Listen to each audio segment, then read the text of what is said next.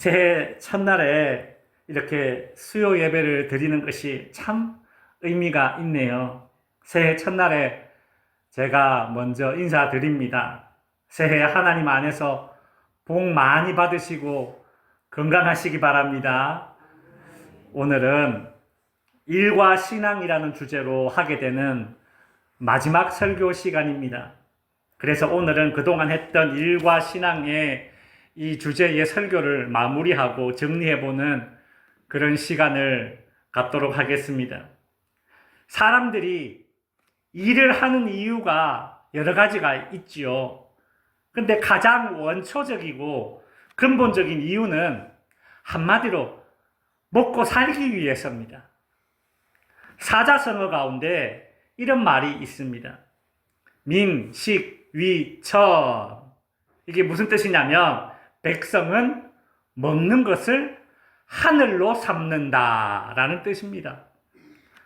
중국의 진나라가 망하고 이제 한나라로 교체되는 그런 시기에 한나라의 유명한 책사였던 역이기라는 사람이 이런 말로 이제 군주를 그 나라의 그 민생과 경제를 최우선적으로 하는 그런 군주가 되어야 된다. 이제 그렇게 설득하기 위해서 했던 말이 바로 민식위천입니다. 어떤 군주가 되어야 되느냐? 백성은 먹는 것을 하늘로 삼으니 정말 좋은 군주는 백성들을 굶지 않게 하는 군주, 즉 그런 왕이 되어야 된다. 그런 황제가 되어야 된다. 그런 뜻입니다. 요즘같이 소위 이 미친 고물가 시대에, 그죠? 물가가 너무 오른, 그래서 미친 고물가 시대, 이런 말을 하더라고요. 이런 시대에 우리 정치하시는 분들이 좀 되새겨 보아야 할 말입니다. 민식위천, 백성은 먹는 것을 하늘로 삼는다.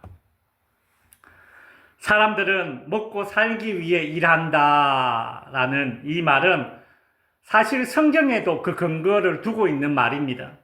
창세기 3장 19절에 보면 너희는 얼굴에 땀을 흘려야 먹을 것을 먹으리니. 그죠? 먹고 살기 위해서는 땀을 흘려야 된다. 그 뜻 아닙니까? 그죠? 그러나 성도 여러분, 먹고 살기 위해 일한다라는 이 말은 이처럼 성경에도 근거를 찾을 수 있는 말이지만, 그러나 이것은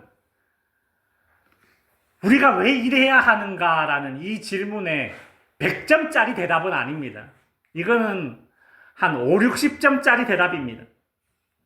왜냐하면 이 창세기 3장에 나오는 이 말은 인간이 타락하고 난 이후에 주어진 말씀이기 때문입니다. 타락하기 전에 인간에게 일이란 먹고 살기 위한 수단이 아니었습니다. 타락하고 나서 일이 먹고 살기 위한 수단이 된 것이지, 타락하기 전에는 일은 먹고 살기 위한 수단이 아니었어요. 그 타락하고 난 이후에 먹고 살려고 일한다라는 이 말이 생긴 거나 다름없는 거예요.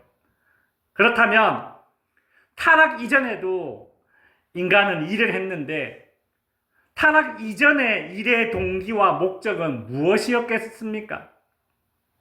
타락하기 전 인간에게 일의 동기와 목적은 먹고 살기 위해서가 아니라 하나님의 뜻을 이루는 것이었습니다.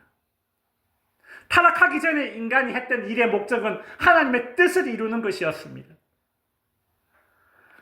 하나님이 타락하기 전 인간 아담과 하와에게 하라고 했던 그 일거리들은 하나님의 창조 세계를 보호하고 보존하는 것이었습니다.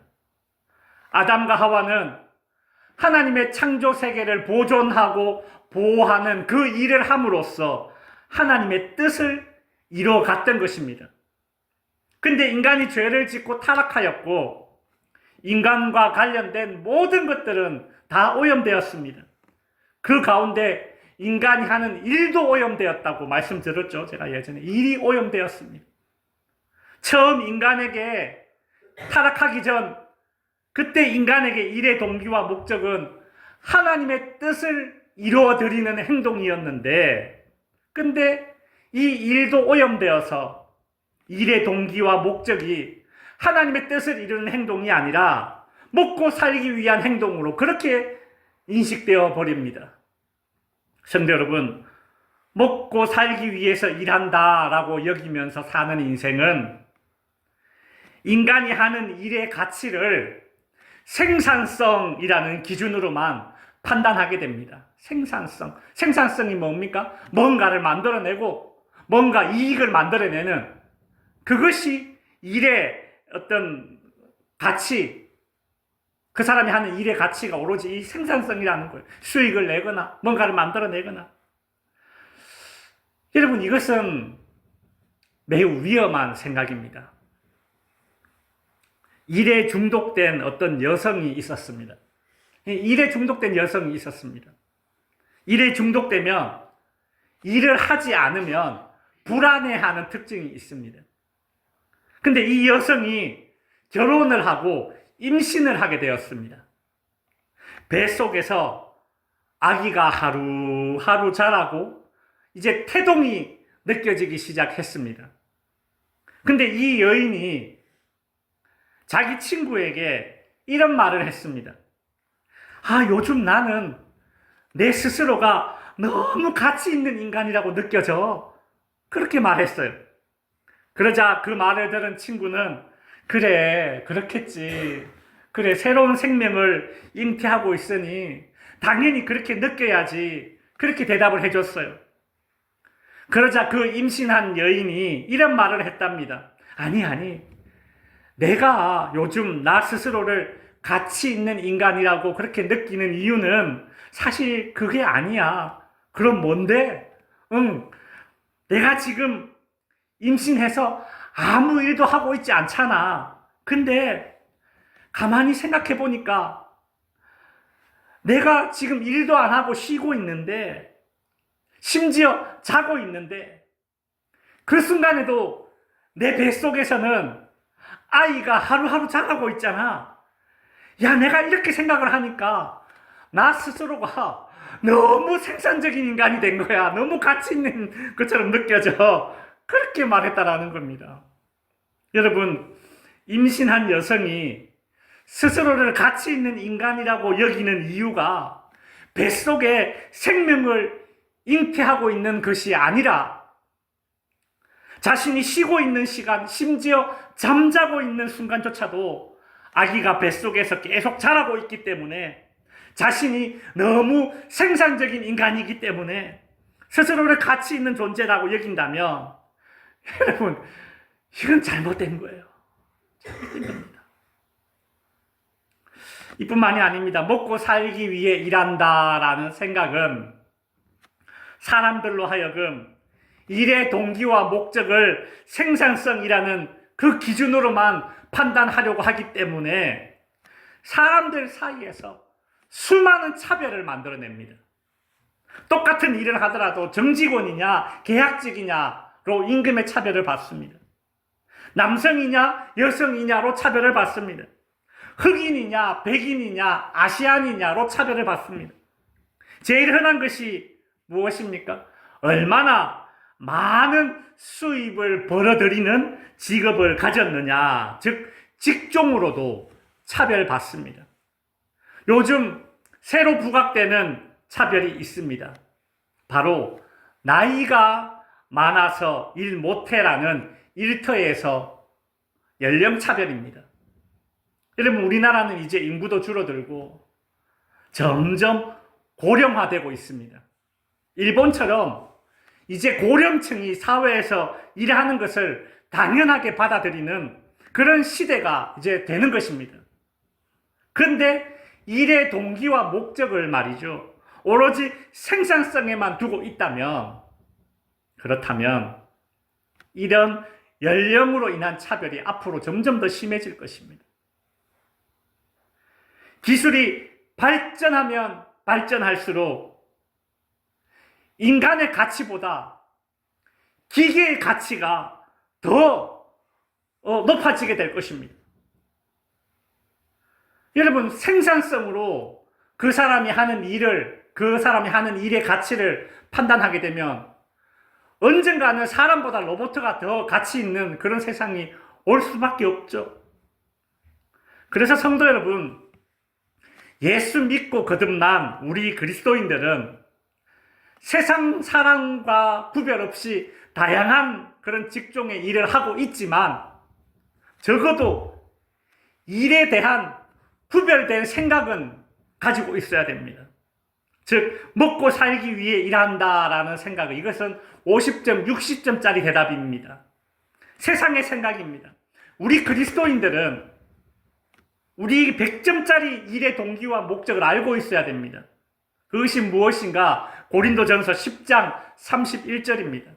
같이 한번 읽어볼까요? 시작. 그런즉 너희가 먹든지 마시든지 무엇을 하든지 다 하나님의 영광을 위하여 하라. 여기 보시면 하나님을 모르는 사람들이 일하는 동기와 목적 두 가지가 있습니다. 첫 번째는 먹든지 마시든지, 두 번째가 무엇을 하든지입니다. 하나님을 모르는 사람들은 먹고 마시고 살기 위해서, 그리고 두 번째로 무엇을 하든지, 즉 생산성, 무엇인가를 만들어내고 수입을 내는 존재로 그렇게 가치를 인정받는 것, 그것을 일의 동기와 목적으로 삼는 것입니다. 이것이 하나님 모르는 사람들이 가지고 있는 일의 동기와 목적입니다. 근데 여러분, 이 성경 구절을 가만히 보면 단번에 알 수 있는 것이 있는데 그것은 무엇인가 하면 이 두 가지는 결코 일의 동기와 목적이 아닙니다.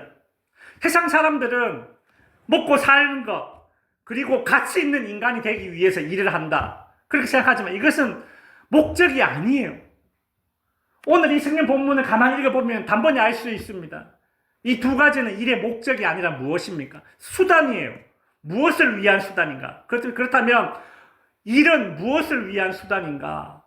바로 하나님의 영광을 드러내는 수단이 바로 인간이 하는 일이어야 합니다. 성경은 사람이 먹고 사는 것과 생산성 있는 사람으로 가치 있게 살아가는 것, 즉 인간이 하는 모든 일은 그것이 목적이 아니라 하나님의 영광을 위하여 하는 것이 일의 목적이다라고 우리에게 분명히 알려주고 있습니다. 성도 여러분, 우리 예수 믿는 사람들에게 일의 동기와 목적은 먹고 살기 위해서도 아닙니다. 이것은 50점짜리 대답이에요. 좀 더 고차원적으로 내가 생산성 있는 인간이 되어서 가치 있는 그런 인간이 되어야겠다, 그래서 인정받고 칭찬받아야 되겠다, 이것도 아닙니다. 이것도 일의 동기와 목적이 될 수 없습니다. 우리 그리스도인들이 일하는 동기와 목적은 높은 보수를 받고 사람들에게 인정받고 칭찬받는 것이 아닙니다. 우리 그리스도인들의 일하는 동기와 목적은 무엇입니까? 하나님의 영광을 위해서입니다. 그것이 타락하기 전에 인간이 했던 일, 즉 하나님의 뜻을 이루는 것. 에덴 동산에서 아담과 하와가 타락하기 전에 했던 일로의 회복이 바로 우리가 하는 모든 일들을 통해서 하나님의 영광을 드러낼 때에 타락하기 이전에 아담과 하와가 했던 그 일의 회복이 우리가 이루어지는 것이죠. 말씀을 이제 마칩니다.